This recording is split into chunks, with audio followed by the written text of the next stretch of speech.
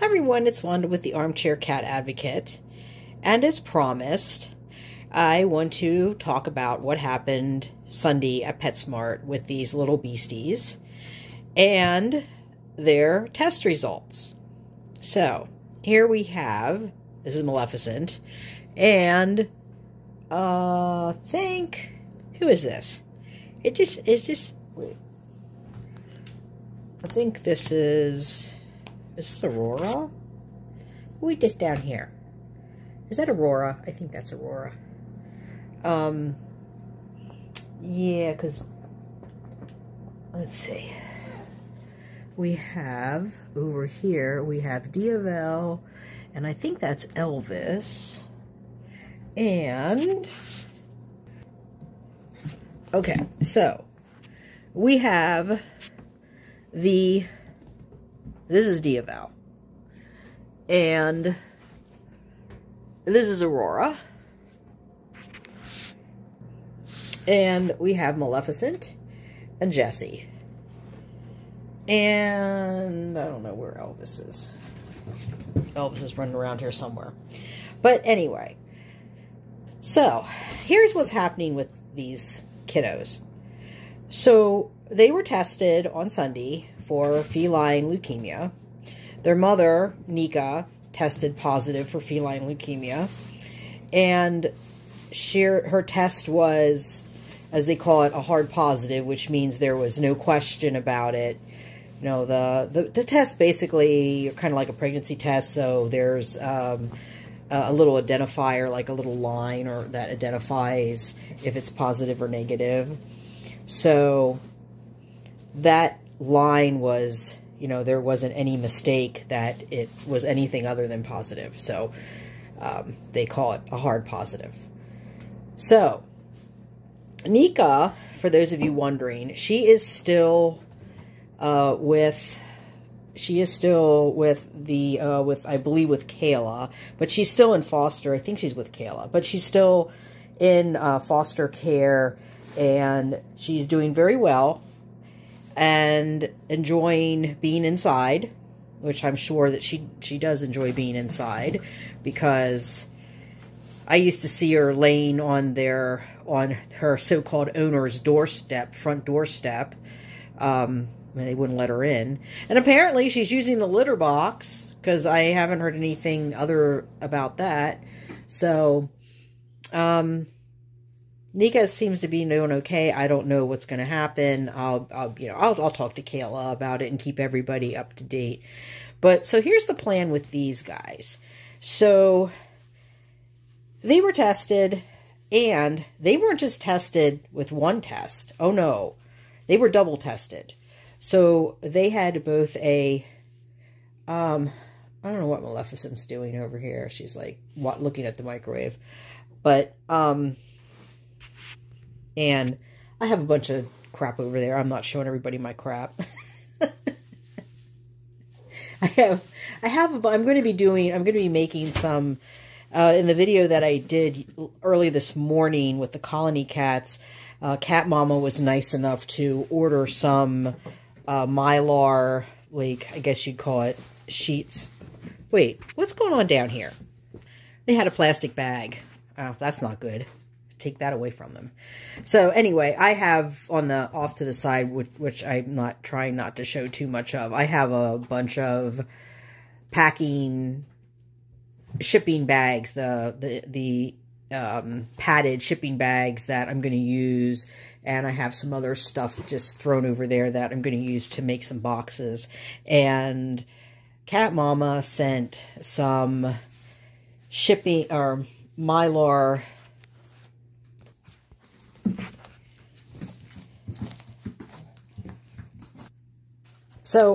she sent some Mylar sheets, I guess you would say, not the blankets, they're actual like insulation, but it's Mylar, and some tape.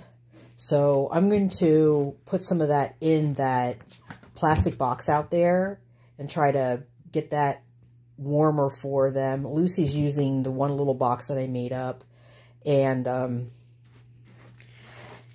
I don't know where Jack is. Jack hasn't been up. I don't know. I noticed that the box that he was in, I noticed the plastic that I had wrapped around it to keep the wind and stuff is kind of blowing. So I'm thinking it might have got torn and it might be wet in there. I'll have to check.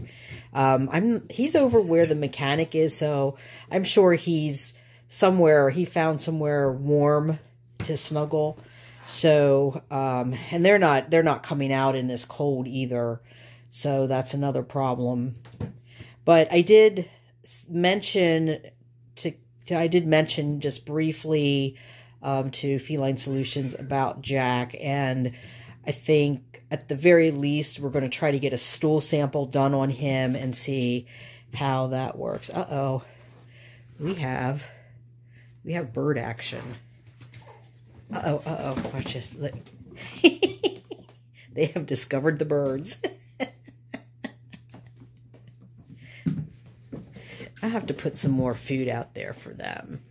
I don't know if the birds have enough. Actually, let me go put some bread. Let me go put some bread and throw some old bread out there. I have some old bread I can throw out for the birds so that they'll come in and then the kittens can really have fun.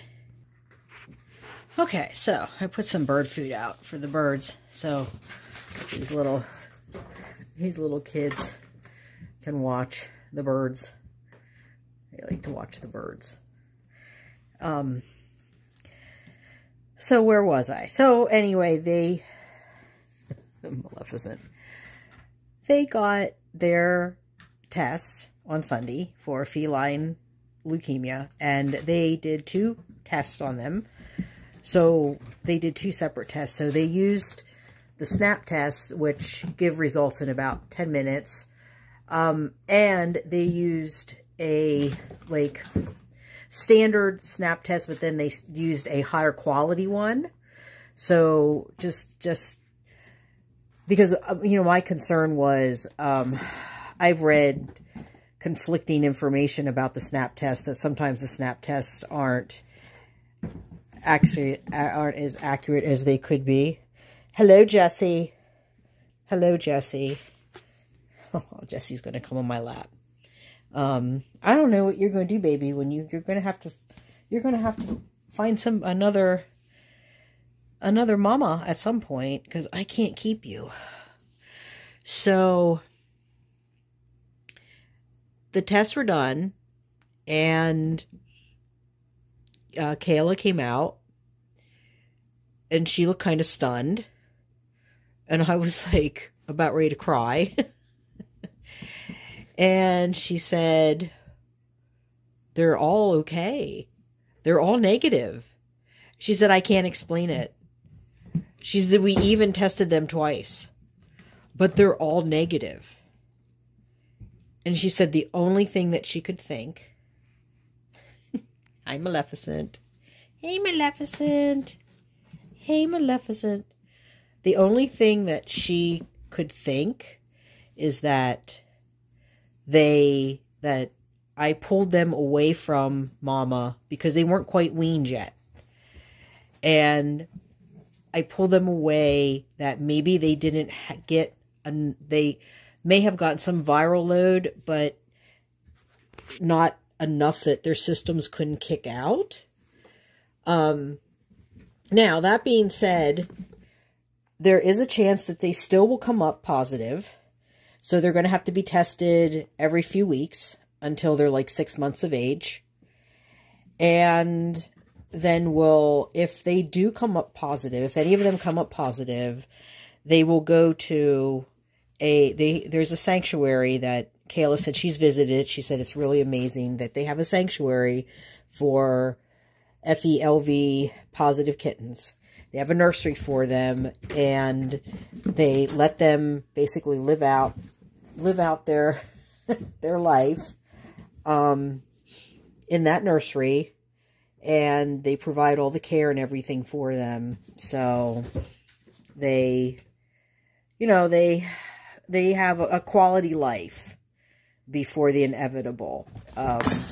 She talked to me before the test, and she said that with kittens, it's usually pretty fast, that within about a year, they probably are not going to be here anymore. And she said she's been through it, and she said it's not something that she would want anyone else to go through. So she recommended, you know, if they came up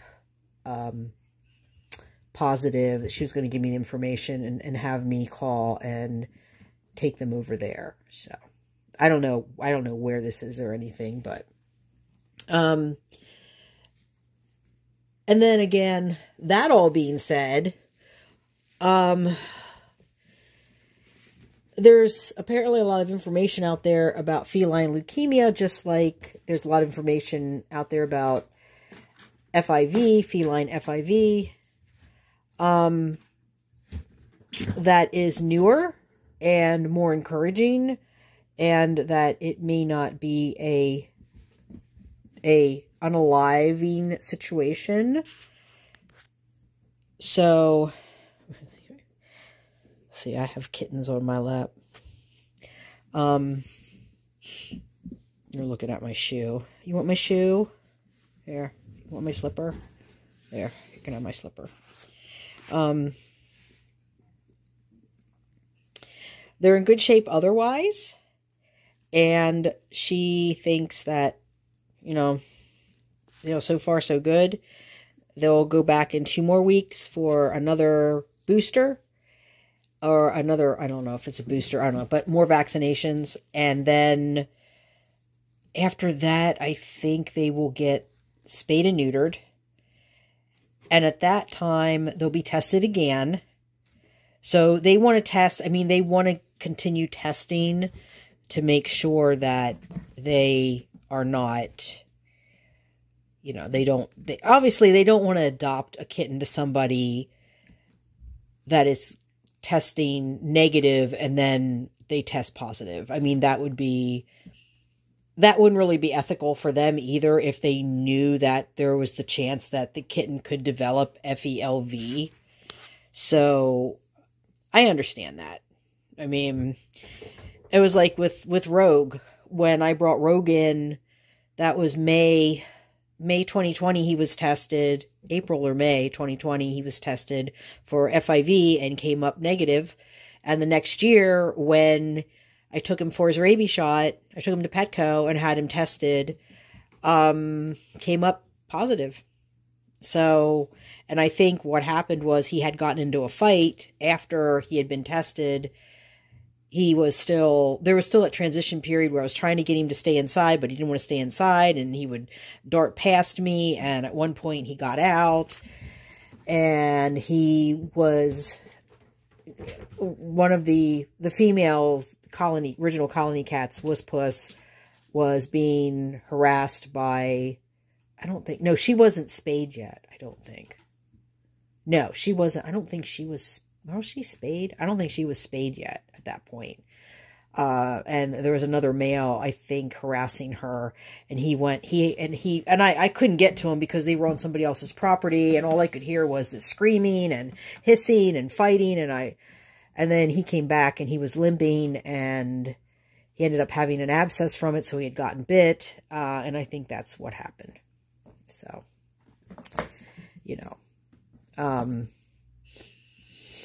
it was just something that happened. It wasn't something that really could have been prevented, because, like I said, at that point, that was right after he had been, I think he had just been neutered.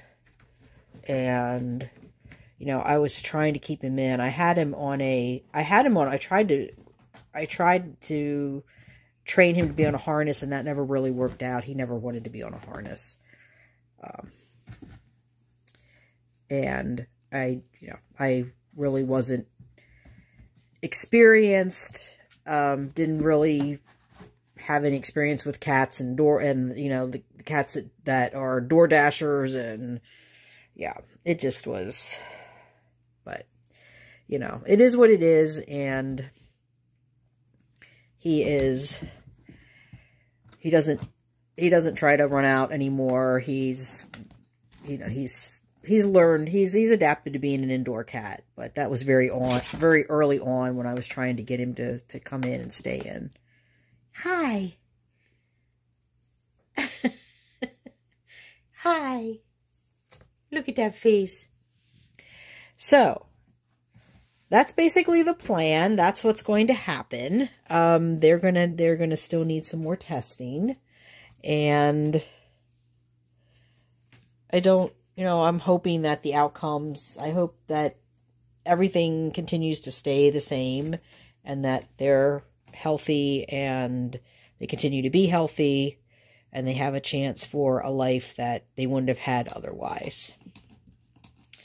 Because I was really, the thought of them, and I know, I've like I said, I had someone that sent me a lot of information about feline leukemia, and, I understand that it's like FeLV and that there's a lot of misinformation and there's new research and, it's not necessarily a death sentence for a cat, that they can live many years symptom-free. I understand all of that, but for these guys, they wouldn't be able to adopt them out, probably. And it just, it would just seem like that would just not, that would just be so unfair. They're innocent. They're collateral damage. They didn't deserve, they didn't ask to be born. Nika didn't have any control over having a crappy owner that wouldn't get her spayed and just left her keep getting pregnant and having kittens constantly. It's not these kittens' fault that this person was irresponsible. And again, it comes down to, it's not that this person had, there were no barriers to this person getting these kittens cared for. There just weren't. They had the money, they had transportation, there was no barriers. They just chose not to do it because they didn't give a shit. So, and we have these other two up here on Mr. Bowie's mat. Oh, Mr. Bowie. So, and regarding Maleficent, let me just say this. I don't want to get everybody's hopes up, but we're going to try to see, we're going to try to have Maleficent stay here and be part of the advocates and a junior celebrity kitty. So I don't know. I don't want to get anyone's hopes up or anything, because if she would test FeLV, I'm not going to be able to keep her here because I just don't have the space or the resources. And I know there's people that would be upset about me saying that. It has nothing to do with, I mean, if I didn't have any other cats and she would be the only one, it would be different. Yeah, it would be difficult watching her decline. But if I only had her, but I do have other cats, and I know there are mixed FeLV positive and negative households, but I don't have the space to do that. I don't. I mean, it's not like I have an upstairs where the positives can live upstairs and the negatives can live downstairs and I can keep them separate. I don't have that luxury. She would have to be confined. I mean, this would be her life. Her life would be running around the kitchen, and when I'm not here to supervise, she would be in a crate. Not that crate, obviously. That'd be too small for her as an adult cat, but it just wouldn't. It's just not fair. It wouldn't be fair to her, and I don't have the resources to get her to the vet the way, because FeLV cats can and do get sick, some more than others. If she develops cancer, there's another issue. I just don't have the resources for it, folks. I don't. And I'm going to be responsible about it. I just can't take in I can't take in a special needs cat. I just don't have the resources for it. And I am not putting this on my community. I will not do that. It's not like I already had the cat and the cat developed some kind of, I don't know, kidney disease or something. This is something that I know, and I'm not going to take in. It's something that I know that I would know that she has, and I would know the potential of what would happen.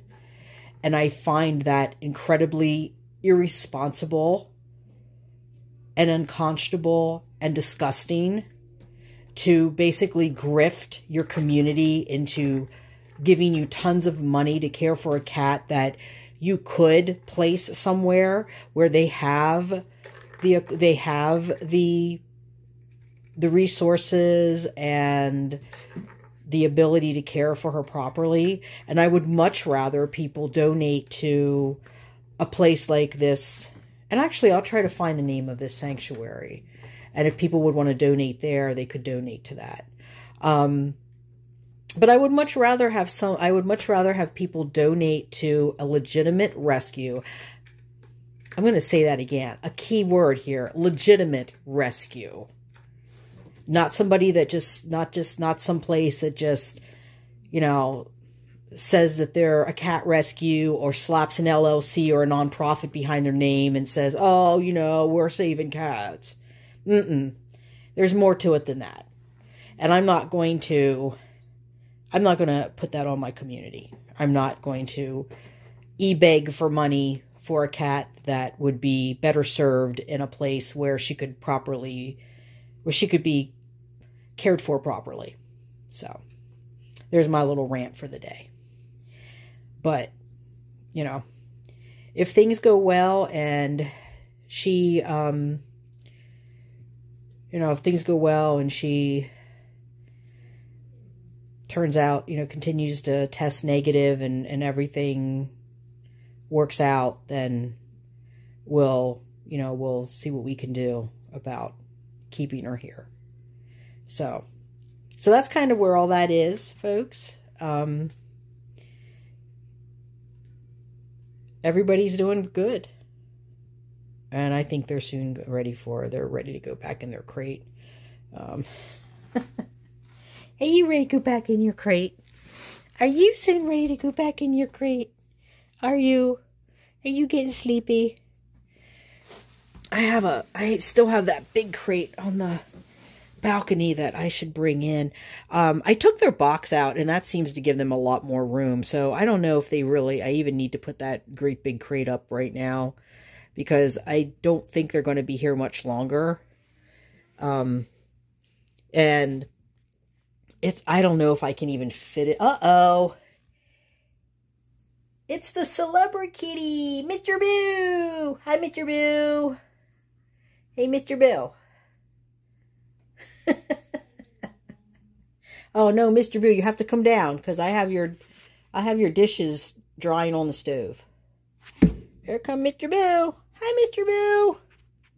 Hi, Mr. Boo. Oh, Mark's going to be happy. He gets a extreme boo close up, an extreme booey close up. Yeah, he jumped over the barrier there. I have that to kind of keep him in the kitchen. And he jumped over that, and Maleficent flew after him, and she almost made it over. I mean, she's been in the, I've let her go into the living room before. I don't want them running around there too much. Mainly for their safety, because, the Boo and Rogue are okay with them. Abra still hisses at them. I don't want any of the cats to swat them and hurt them or anything. So I'm just trying to keep everybody separate. I think it's just better to keep them all separate until, we see what's happening here. We're gonna go.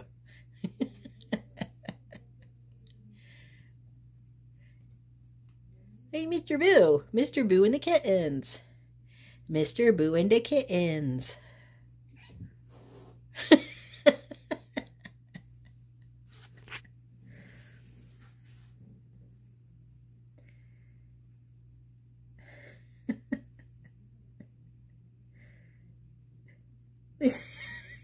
He's tapping Boo's leg.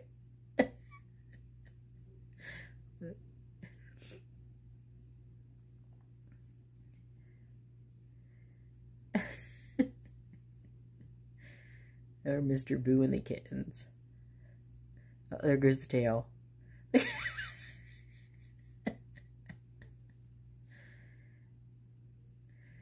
Fury was always good with kittens. Whenever I had foster kittens in here, he was always good with the kittens. Him and Rogue were always okay with the kittens. Nif would come out and hiss at them. And let's see, who else did I have in here at the time? I think I just had those three. Because Masu and Zuki, I don't think they were here yet. Because they weren't even supposed to stay. They were unintentional foster fails because I didn't, you know, I didn't actually decide to keep them. It was just kind of like no other place for them to go. And I couldn't put them back outside, you know, after they'd been inside for like 2 months or so. I wasn't going to just put them back outside. What's he doing to your tail, Mr. Boo? You tell your bestie. Tell your bestie that the kittens are... Maybe your bestie will send you a plane ticket to the UK.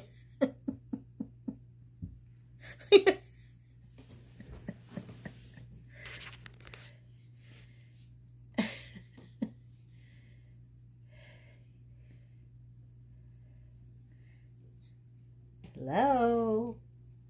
Hi, it's Extreme Kitten Close-Up. An Extreme Kitten Close-Up. Oh, look. Mr. Boo.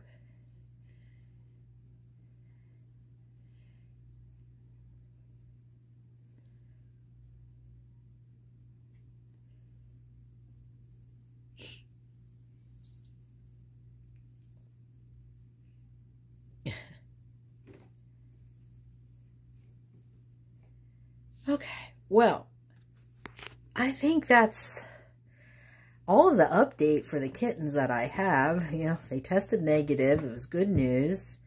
So now we just have to continue to test and to continue to hope that everything turns out okay. And we'll just have to take it one day at a time. But, you know, they're doing really good right now. I mean, even Jesse's he's growing. He's gaining weight. They got over their upper respiratory infections, and their little, couple of them had gunky eyes, and we took care of that. And Jesse's been, you know, Jesse I love when he do that little crab walk thing. It gets hysterical. But,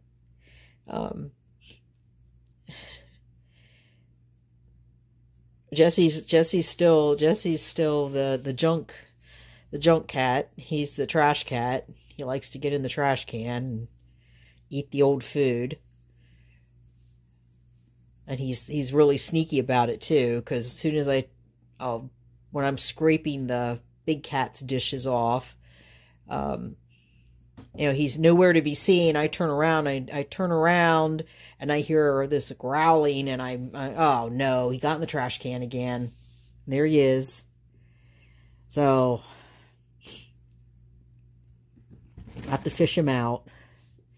But other than that, he's doing really good. Aw. These babies are about ready. Look, sleepy babies. They're sleepy babies. We put them in their crate and go to sleep. Aw. Yeah. actually let him run around the apartment a little bit today while I was washing the big cat's dishes. What are you guys doing up there? I hear something's being ripped. Oh, they're playing with the seashells. Okay, everyone, I'm going to end it here. Hi.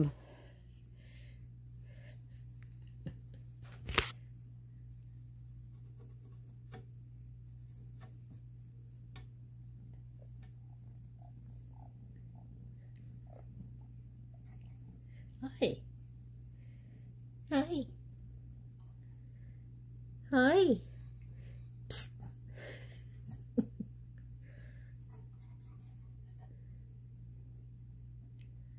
You hear the purring? Do you hear the purring?